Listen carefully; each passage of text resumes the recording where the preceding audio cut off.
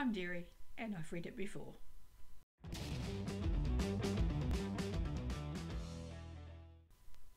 I'm back, and I'm back to talk about the City Watch and Feet of Clay.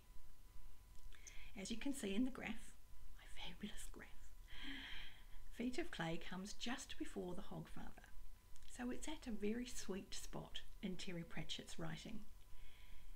He's found his groove, and there's a lot to yet be explored. Everything is possible from here. Feet of Clay is the point where, after the events in Men-at-Arms, the watch is a unified force. No longer do we have a day watch and a night watch. Instead we have the City Watch. And Sam Vimes, not having retired and having had a new position created for him, Commander Vimes, is in charge of the whole lot. Carrot's very good as his right-hand man in controlling the actual comings and goings of everybody.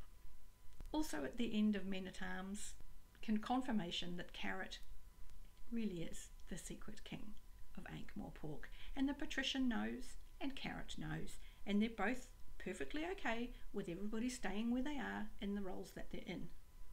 Carrot occasionally will make a suggestion to the patrician, and the patrician, quite wisely, will enact it. Doesn't happen often, but you can usually tell. The City Watch is growing, obviously, and they are about to appoint their very first forensics specialist. And this forensic specialist is Cherry, who is a dwarf, as you could guess from the name. And Cherry has some pretty revolutionary ideas that I'll go into in a minute. We have our usual influx of trolls and humans. And the mystery in this particular episode of the City Watch, the investigation, is into who is trying to kill the patrician, because he's being poisoned. And the watch can't figure out how. Just as well they have forensic specialists on hand. And that plays into the title of the book, Feet of Clay. The expression feet of clay goes back, as far as I can discover, to the Bible, and the prophet Daniel interprets the dream to say the realm is on not very strong footing. It will fall. So it's a vulnerability. Feet of clay is a point at which everything could come tumbling down. And the patrician being ill is a problem for the city, because who's in charge? They can't appoint a new patrician. The current one exists, he's still alive, and he's just ill and can't perform his duties. Who's in charge? And that's a pretty good starting point for the investigations from the watch. The other point of vulnerability in the city is its workforce, because unbeknownst to many, the base of the workforce in Ankh-Morpork, the people doing the absolutely most mundane, the most revolting, the dirtiest jobs, are golems. And, like the expression feet of clay, golems are part of a religious history. In the book, the golems of Ankh-Morpork are undergoing a bit of a revolution. It's a silent revolution, because none of them can speak. So their revolution is happening literally in silence, and unbeknownst to everybody, they have built their own golem. Now, it's not allowed for any priests of any of the religions in Discworld to create a golem. They're not allowed to, they haven't been allowed to for centuries. But the golems have managed to find a priest who will say the blessing and enable their golem to be enlivened, to have whatever it is that makes them function. And the golems have all added to the chem in this particular golem's head. Now, this particular golem, this new golem, where there haven't been new golems for centuries, is mad and mad in the purest sense. It has been given so many conflicting directives in its chem that it's literally lost its mind. It's not a happy golem. So between all of these events, the city is crumbling. The city is very unstable. There's a lot of unease in the city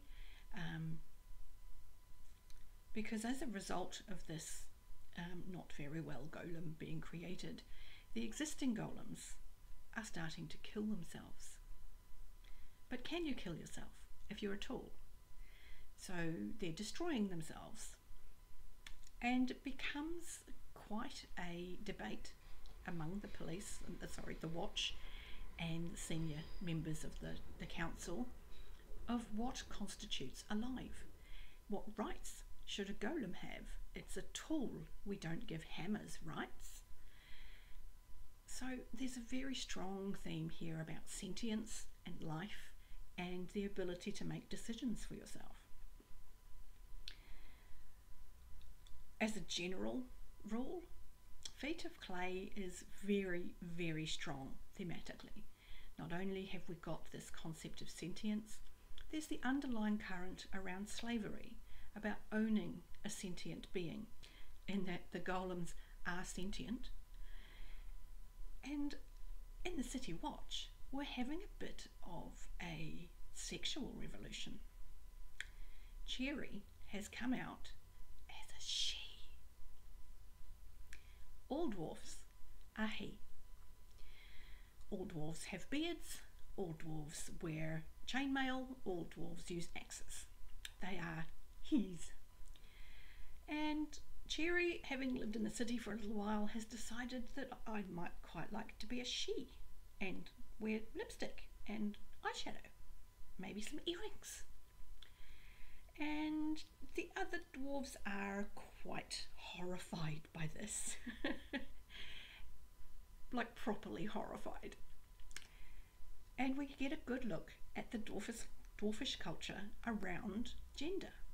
That, for me, provides some really interesting questions.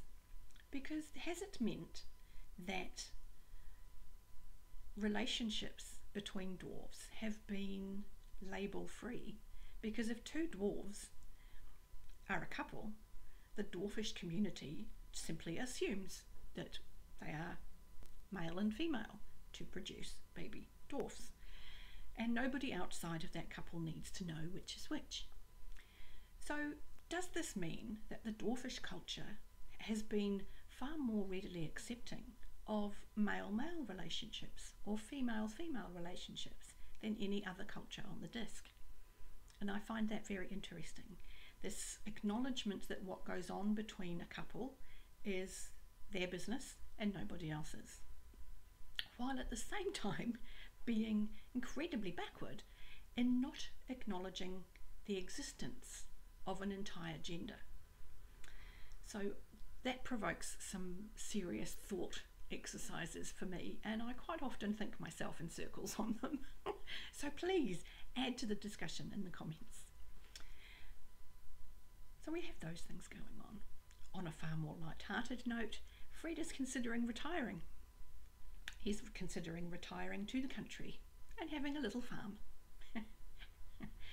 Fred doesn't deal with animals, and he has a run-in with many animals toward the end of the book. Let's just say a life on the farm is possibly not in Fred's future. And we meet Wee Mad Arthur. Wee Mad Arthur is a 6-inch tall person who's quite aggressive, and he's a rat catcher, and he has a very lucrative little business going, and we have a delightful look at the finances of this business. Wee Mad Arthur is briefly deputised by Fred, and so he also becomes our tiniest watchman. Carrot and Angua are acknowledged as a couple. Nobody questions too deeply how they arrange that relationship, given that 1 week out of 4 she's a wolf. So that's Feet of Clay. There's a lot going on, And as usual, Sir Terry winds those plot threads around each other beautifully. There's a lot to discuss in Feet of Clay, and I readily welcome anything in the comments. If you're a member of any various Discords, you may find me there. I don't have my own. But there's a lot to consider in Feet of Clay. So I'd like you to like if anything I said had any value, subscribe if you'd like to be informed of my next video, and comment if you have any thoughts. My next video, I may take a little step away briefly from the City Watch and have an episode on noteworthy characters. Characters who aren't associated with any particular group that have their own subset, but people who reoccur, people who appear in novels probably more than, I think I might put the mark at about a dozen. So characters that show up more than a dozen times in the various entries to the disc, because they're important. And I thought they probably should get their own little episode. So that's what I'm going to do in my next one. So with that, I'm going to love you and leave you, and I'll see you next time.